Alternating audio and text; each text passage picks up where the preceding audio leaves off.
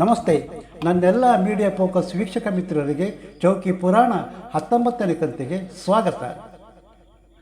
ಅಭಿಮನ್ಯು ಎಂದರೆ ಪ್ರಜ್ವಲಿಸುವ ಬೆಂಕಿ. ಅಭಿಮನ್ಯು ಹೆಸರೇ ಪ್ರಜ್ವಲಿಸುವ ಬೆಂಕಿಯನ್ನು ಅರ್ಥ ಕೊಡುತ್ತೆ. ಇಷ್ಟು ಸಾಕು, ಅಭಿಮನ್ಯು ಅರ್ಥವಾಗಿ ಬಿಡುತ್ತಾನೆ. ಬೆಂಕಿಯಂತೆ ಪ್ರಜ್ವಲಿಸಿ ಹಾಲುಗಲ್ಲದ ವಯಸ್ಸಲ್ಲೇ ಆರಿಹೋದ ಚಂದ್ರವಂಶದ ಕುಡಿ ಅಭಿಮನ್ಯು. ಸುಭದ್ರ ಮತ್ತು ಅರ್ಜುನ ಪ್ರೇಮ ಸಮ್ಮೇಳನದ ಕುಡಿ ಅಭಿಮನ್ಯು. ಹಾಗಾಗಿ ಅರ್ಜುನನ ಎಲ್ಲ ಗುಣ ಪರಾಕ್ರಮ ಸಹಜವಾಗಿ ಬಂದಿದೆ. ತಪಸ್ಸು ವರಗಳ ಮೂಲಕ ಅರ್ಜುನ ಏನೆಲ್ಲ ಆರ್ಜಿಸಿದ್ದನೋ ಅದೆಲ್ಲವನ್ನು ಅಭಿಮನ್ಯು ಸ್ವಯಾರ್ಜಿತ ಸಂಪಾದನೆ ಎಂದರೆ ಕಡಿಮೆ ಸಾಧನೆ. ಅಭಿಮನ್ಯು ಮಾವ ಕೃಷ್ಣನ ಸಾನ್ನಿಧ್ಯದಲ್ಲಿ ಬೆಳೆದರೆ ಸಾತ್ವಿಕಿ ಗುರು. ವಿವಾಹ ಸಂದರ್ಭದಲ್ಲೇ ಅಭಿಮನ್ಯು ತಾನೆಂಥ ಪರಾಕ್ರಮಿ ಎನ್ನುವುದು ಜಗತ್ತಿನ ಮುಂದಿಟ್ಟಿದ್ದ. ಚಕ್ರವ್ಯೂಹಕ್ಕೂ ಮುನ್ನ ನಡೆದ 12 ದಿನದ ಕದನದಲ್ಲಿ ಅಭಿಮನ್ಯು ರಣಾಂಗಣದಲ್ಲಿ ಹೋರಾಡಿ ಮಹಾರಥಿಕರ ಬೆವರಿಳಿಸಿದ್ದ. ಭೀಷ್ಮರ ಜೊತೆ ಕಾಡಿ ಯುದ್ಧ ಮಾಡಿ ಶಹಬಾಷ್ ಎನಿಸಿಕೊಂಡರೂ ಸೋಲಬೇಕಾಯಿತು. ಭೀಷ್ಮರೇ ಅಭಿಮನ್ಯು ಬಿಲ್ಲು ವಿದ್ಯೆ ಕಂಡು ಕೈಚಳಕ ನೋಡಿ ಬೆರಗಾಗಿ ಹೋಗಿದ್ದರು.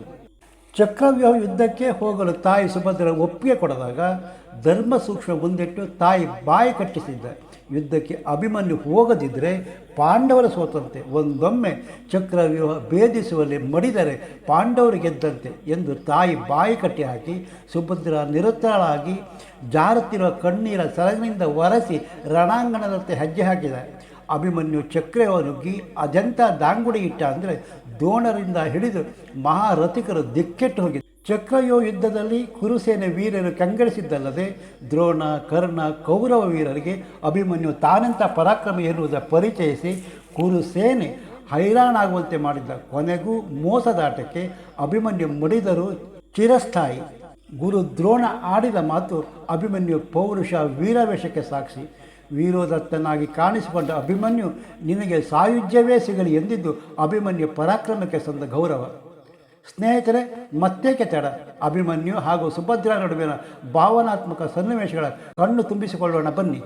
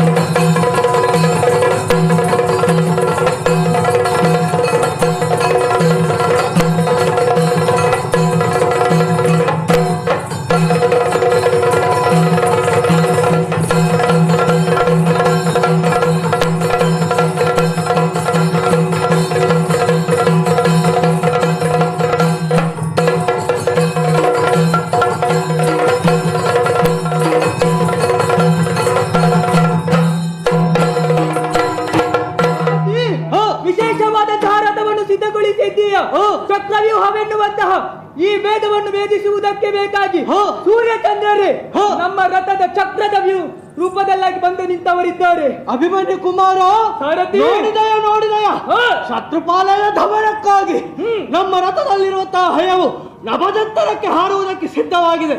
ಹಾರಿಸಲ ರಥವನ್ನು. ಸೈರಿಸು ದೂರದಲ್ಲಿ ನೋಡಿದೆಯಾ? ನನ್ನ ಅವ್ವೆ ನನ್ನನ್ನೇ ಕಾಯುತ್ತಾ ಇದ್ದಾಳೆ. ಈ ನಿರ್ಣಾಯಕವಾದಂತಹ ಯುದ್ಧದಲ್ಲಿ ಆಕೆಗೆ ತಿಳಿಸದೆ ಹೋದೆ ಎಂದಾದರೆ ಬೇಸರ ಪಡುವುದಿಲ್ಲೇನು? ಹಾಗಾಗಿ ತಡ ಮಾಡುವುದಲ್ಲ, ಸರಿ ಅಂತಪುರಕ್ಕೆ ಹಾಗೆ.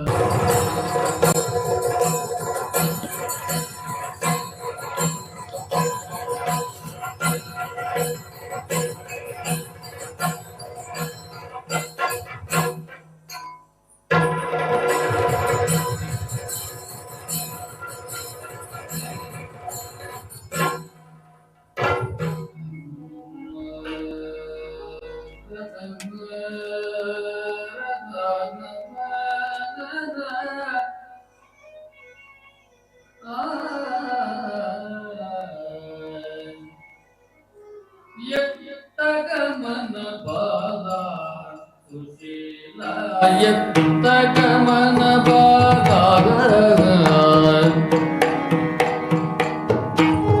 ಎತ್ತ ಗಮನವಿದು ಚಿತ್ತದೊಳಗೆ ಗತಿ ಬೆತ್ತಂದಿರುವುದು ಮತ್ತೆಲ್ಲಿ ಪಯಣ. ನಿನ್ನನ್ನು ಕಂಡಾಗ ಆಶ್ಚರ್ಯವಾಗುತ್ತಾ ಇದೆ ಮಗನೇ. ತಾಯಿಯ ಬಳಿಗೆ ಬರುವುದು ಹೊಸತೇನೂ ಅಲ್ಲ ನೀನು. ಆದರೆ ಇಂದಿನ ಪರವಿನಲ್ಲಿ ನಾನು ಹೊಸತನವನ್ನು ಕಾಣುತ್ತಾ ಇದ್ದೇನೆ. ಏನಮ್ಮ? ಆಶ್ಚರ್ಯಕ್ಕೆ ನನ್ನಿಂದ ಮುಚ್ಚಿಡುತ್ತಾ ಇದ್ದೀಯಲ್ಲ. ಏನಮ್ಮ? ಏನೋ ಕಂದ. ಕರದೊಳಗಾಯುಧವ ಧರಿಸುತ್ತಗಳಿಲ್ಲದೆ ಹೊರಟಿರುವ ತಗಮನ ಬಾಲ ಸುಶೀಲ ಎತ್ತ ಗಮನ ಬಾಲ ಬಾಲ.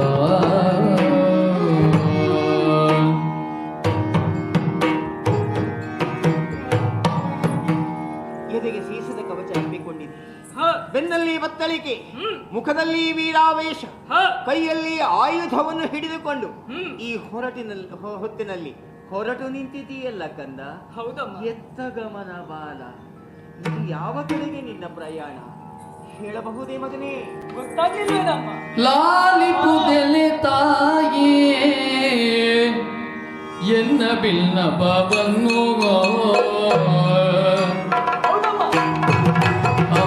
ಅಮ್ಮ ಕೇಳೋ.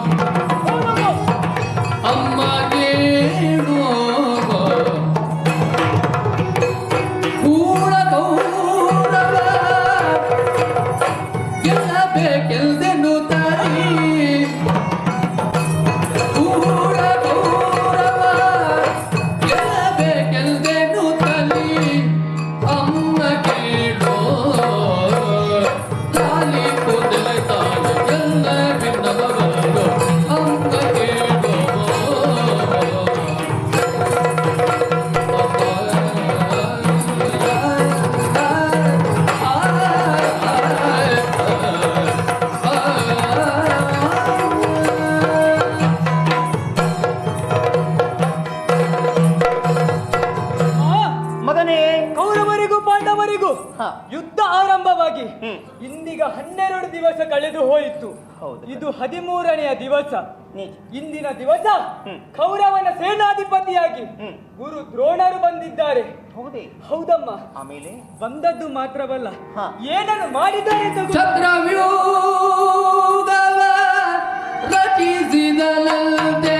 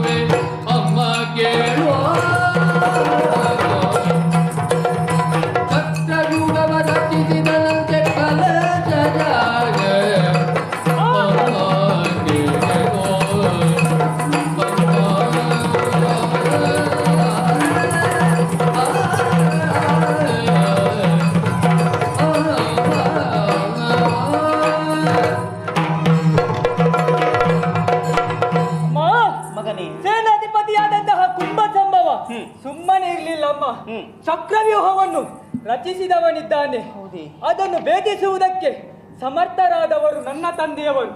ಆದರೆ ಈ ಹೊತ್ತಿಗೆ ಅವರಿಲ್ಲ. ಹಾಗೆಂದು ಚಿಂತೆ ಮಾಡುತ್ತಾ ಇರುವಾಗ ಚಕ್ರವ್ಯೂಹವನ್ನು ಭೇದಿಸುವುದು ಯಾರು? ಯಾರ್ಯಾರಲ್ಲ, ನಿನ್ನ ಮಗ ವೀರಾಭಿಮನ್ಯು ಹೊರಟು ನಿಂತಿದ್ದಾನೆ. ಅನುಗ್ರಹಿಸು.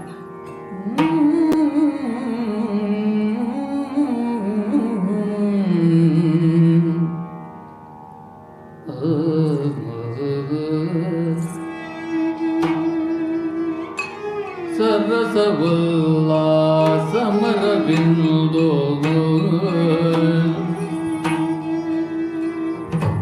ಕಂದ ಕಂದ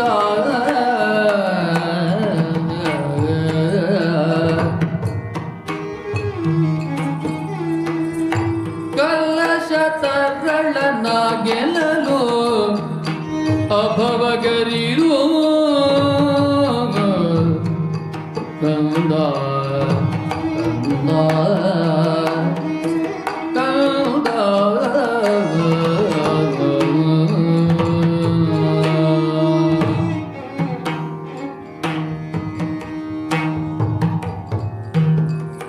ಮಗನೇ, ಅಮ್ಮ, ಚಕ್ರವ್ಯೂಹ ಹ, ಭೇದಿಸುವುದಕ್ಕೆ ನೀನು ಹೊರಟು ಏನೋ ಕಂದ. ಹೌದಮ್ಮ. ದ್ರೋಣಾಚಾರ್ಯರು, ಅಶ್ವತ್ಥಾಮರು, ಕೃಪಾಚಾರ್ಯರು, ಹ, ಇಂತಹ ಅತಿರಥ ಮಹಾರಥರು ಸೇರಿ ನಿರ್ಮಿಸಿದ ವ್ಯೂಹ ಇದು. ಹ, ಅಭವನಿಂದಲೂ ಸಾಧ್ಯವಿಲ್ಲ. ಅಭಿಮನ್ಯು ಕುಮಾರ ನಿನ್ನಿಂದ ಸಾಧ್ಯವಾದೀತೇನೋ ಮಗನೇ. ಹ. ಕರುಣಾದಿ ಸುಭಟರು ಸೇರಿದಂತಹ ವ್ಯೂಹ ಕಂದ ಅದು.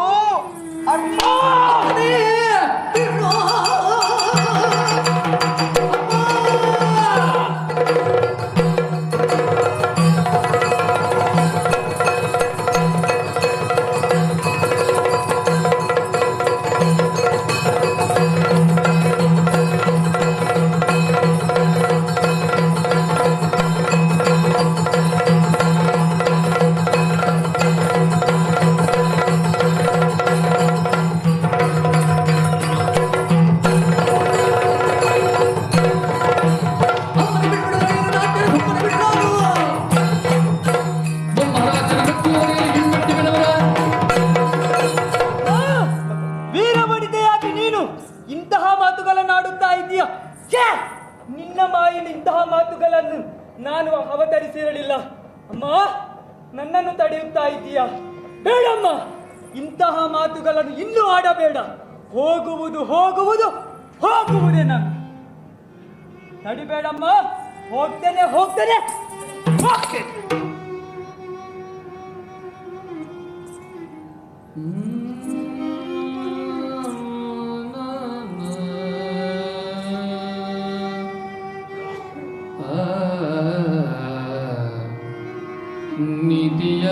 ನಿಧಿಯಲ್ಲ ಪೋಪುದಿಂದು ಕಂದ ಕಂದ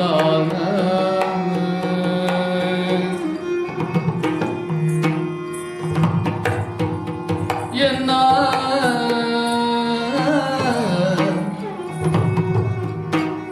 ಘಾತಿಸಿ ಪೋಗಯ್ಯ ರಣಕಿ ಕಂದ ಕಂದ ಕಂದ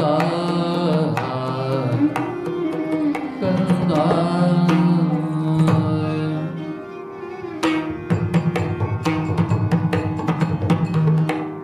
ಚಕ್ರವ್ಯೂಹವನ್ನು ಭೇದಿಸುವುದಕ್ಕೆ ಹೋಗಲೇಬೇಕು. ಹೌದು, ಹಠವನ್ನು ಹಿಡಿತಾ ಇದೆಯಲ್ಲ ಕಂದ. ಕ್ಷತ್ರಿಯನಾಗಿದ್ದೇನೆ. ಹೆತ್ತ ತಾಯಿಯ ಕರುಳ ಸಂಕಟ ಏನು ಎಂಬುದು ಹ, ನಿನಗೆ ಅರ್ಥ ಆಗ್ತಾ ಇಲ್ಲವೇನೋ ಮಗನೇ. ಯಾವ ತಾಯಿಯಾದರೂ ಕೂಡ ತನ್ನ ಕಣ್ಣ ಮುಂಭಾಗದಲ್ಲಿಯೇ ತನ್ನ ಕರುಳ ಕುಡಿಯ ಮಿಡಿಯ ಸಾವನ್ನು ಕಾಣಬೇಕು ಅಂತ ಬಯಸಿಕೊಳ್ಳುತ್ತಾಳೆ. ಕೈ ತುತ್ತು ಕೊಟ್ಟು ಬೆಳೆಸಿದ ಕೈಯಲ್ಲಿ ಮಗನನ್ನು ಸಾವಿನ ದವಡೆಗೆ ದೂಡಬೇಕು ಎಂದು ಯೋಚಿಸಿಕೊಳ್ಳುತ್ತಾಳೆ.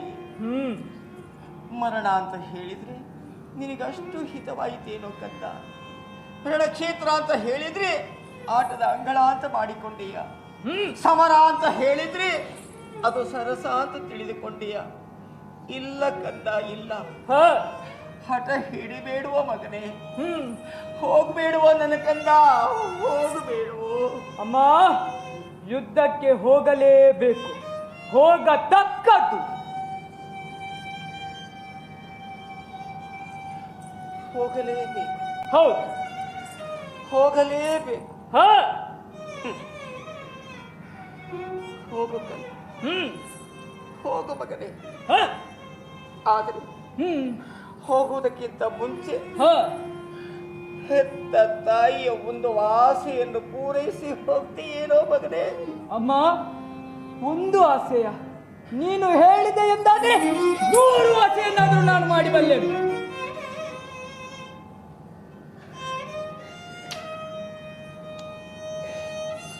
ಏನೋ ಮಗನೇ ಇದು ಕೈಯಲ್ಲಿ? ಖಡ್ಗ. ಯಾಕಾಗಿ ಹಿಡಿದುಕೊಂಡೆ? ದುಷ್ಟರ ತಲೆಯನ್ನು ಕತ್ತರಿಸುವುದಕ್ಕಾಗಿ. ಶತ್ರುಗಳ ತಲೆಯನ್ನು ಕತ್ತರಿಸುವುದಕ್ಕೆ ಹಿಡಿದ ಕತ್ತಿಯಲ್ಲಿ ಹ ಹೆತ್ತ ತಾಯಿಯ ಕತ್ತನ್ನು ಕತ್ತರಿಸಿ. ನಡೆ ಮಗನೇ, ನಡೆ ನಡೆ ನಡೆ.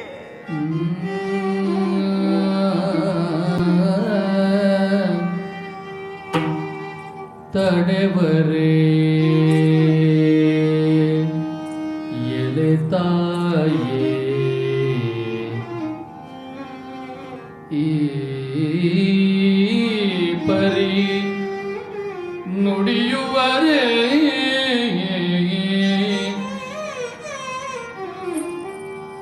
ರಣವನು ಜೈದೊಡನೆ ಕಳುಗದೆ ಮರುಗುವರೇ ಮರುಗುವರೇ ನೀನೆಂದ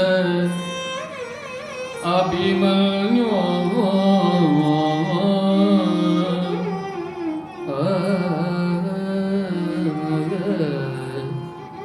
ತಡೆವರೇ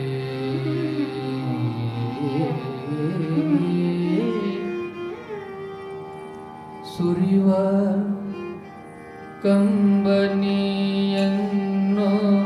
ತೆರಗಿಂದೊರತಿ ತನ್ನಯ